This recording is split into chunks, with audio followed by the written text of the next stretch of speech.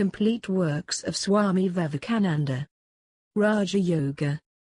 Chapter 5. The control of psychic prana. We have now to deal with the exercises in pranayama. We have seen that the first step, according to the yogis, is to control the motion of the lungs. What we want to do is to feel the fine emotions that are going on in the body. Our minds have become externalized, and have lost sight of the fine motions inside. If we can begin to feel them, we can begin to control them. These nerve currents go on all over the body, bringing life and vitality to every muscle, but we do not feel them. The yogi says we can learn to do so. How? By taking up and controlling the motion of the lungs. When we have done that for a sufficient length of time, we shall be able to control the finer motions. We now come to the exercises in pranayama. Sit upright, the body must be kept straight. The spinal cord, although not attached to the vertebral column, is yet inside of it. If you sit crookedly, you disturb this spinal cord, so let it be free. Any time that you sit crookedly and try to meditate, you do yourself an injury. The three parts of the body, the chest, the neck, and the head, must be always held straight in one line. You will find that by a little practice this will come to you as easy as breathing. The second thing is to get control of the nerves. We have said that the nerve center that controls the respiratory organs has a sort of controlling effect on the other nerves, and rhythmical breathing is, therefore, necessary. The breathing that we generally use should not be called breathing at all. It is very irregular. Then there are some natural differences of breathing between men and women. The first lesson is just to breathe in a measured way, in and out. That will harmonize the system. When you have practiced this for some time, you will do well to join to it the repetition of some word as Om, or any other sacred word. In India we use certain symbolical words instead of counting 1, 2, 3, 4. That is why I advise you to join the mental repetition of the Om, or some other sacred word to the pranayama. Let the word flow in and out with the breath, rhythmically, harmoniously, and you will find the whole body is becoming rhythmical. Then you will learn what rest is. Compared with it, sleep is not rest. Once this rest comes, the most tired nerves will be calmed down, and you will find that you have never before really rested. The first effect of this practice is perceived in the change of expression of one's face. Harsh lines disappear, with calm thought, calmness comes over the face. Next comes beautiful voice. I never saw a yogi with a croaking voice. These signs come after a few months' practice.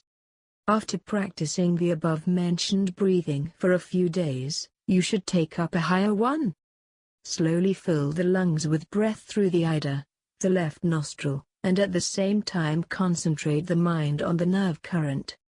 You are, as it were, sending the nerve current down the spinal column, and striking violently on the last plexus, the basic lotus, which is triangular in form, the seat of the Kundalini.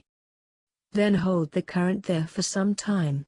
Imagine that you are slowly drawing the nerve current with the breath through the other side, the Pingala, then slowly throw it out through the right nostril. This you will find a little difficult to practice. The easiest way is to stop the right nostril with the thumb, and then slowly draw in the breath through the left, then close both nostrils with thumb and forefinger, and imagine that you are sending that current down, and striking the base of the sushumna, then take the thumb off, and let the breath out through the right nostril. Next inhale slowly through that nostril, keeping the other closed by the forefinger, then close both, as before. The way the Hindus practice this would be very difficult for this country, because they do it from their childhood, and their lungs are prepared for it. Here it is well to begin with 4 seconds, and slowly increase. Draw in 4 seconds, hold in 16 seconds, then throw out in 8 seconds. This makes 1 pranayama. At the same time, think of the basic lotus, triangular in form. Concentrate the mind on that center. The imagination can help you a great deal. The next breathing is slowly drawing the breath in, and then immediately throwing it out slowly, and then stopping the breath out, using the same numbers. The only difference is that in the first case the breath was held in, and in the second, held out. This last is the easier one. The breathing in which you hold the breath in the lungs must not be practiced too much. Do it only 4 times in the morning, and 4 times in the evening. Then you can slowly increase the time and number. You will find that you have the power to do so, and that you take pleasure in it. So very carefully and cautiously increase as you feel that you have the power, to 6 instead of 4. It may injure you if you practice it irregularly. Of the 3 processes for the purification of the nerves, described above, the first and the last are neither difficult nor dangerous. The more you practice the first one, the calmer you will be. Just think of Om, and you can practice even while you are sitting at your work. You will be all the better for it. Someday, if you practice hard, the Kundalini will be aroused. For those who practice once or twice a day, just a little calmness of the body and mind will come, and beautiful voice. Only for those who can go on further with it will Kundalini be aroused, and the whole of nature will begin to change, and the book of knowledge will open. No more will you need to go to books for knowledge. Your own mind will have become your book, containing infinite knowledge. I have already spoken of the Ida and Pingala currents, flowing through either side of the spinal column, and also of the Sushumna, the passage through the center of the spinal cord. These 3 are present in every animal. Whatever being has a spinal column has these 3 lines of action. But the yogis claim that in an ordinary man the Sushumna is closed, its action is not evident, while that of the other 2 is carrying power to different parts of the body. The yogi alone has the Sushumna open.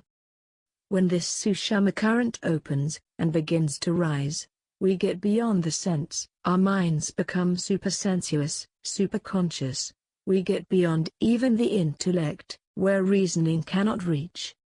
To open that Sushumna is the prime object of the yogi. According to him, along this Sushumna are ranged these centers, or, in more figurative language, these lotuses, as they are called. The lowest one is at the lower end of the spinal cord, and is called Muladhara. The next higher is called Svadhisthana, the third Manipura, the fourth Anahata, the fifth Vishuddha, the sixth Ajna, and the last, which is in the brain, is the Sahasrara, or the 1,000-petaled. Of these we have to take cognition just now of 2 centers only, the lowest, the Muladhara, and the highest, the Sahasrara. All energy has to be taken up from its seat in the Muladhara and brought to the Sahasrara. The yogis claim that of all the energies that are in the human body, the highest is what they call ojas. Now this ojas is stored up in the brain, and the more ojas is in a man's head, the more powerful he is, the more intellectual, the more spiritually strong. One man may speak beautiful language and beautiful thoughts, but they do not impress people. Another man speaks neither beautiful language nor beautiful thoughts, yet his words charm. Every movement of his is powerful. That is the power of ojas. Now in every man there is more or less of this ojas stored up. All the forces that are working in the body in their highest become ojas. You must remember that it is only a question of transformation. The same force which is working outside as electricity or magnetism will become changed into inner force. The same forces that are working as muscular energy will be changed into ojas. The yogis say that part of the human energy which is expressed as sex energy, in sexual thought, when checked and controlled, easily becomes changed into ojas, and as the Muladhara guides these, the yogi pays particular attention to that center. He tries to take up all his sexual energy and convert it into ojas. It is only the chaste man or woman who can make the ojas rise and store it in the brain. That is why charity has always been considered the highest virtue.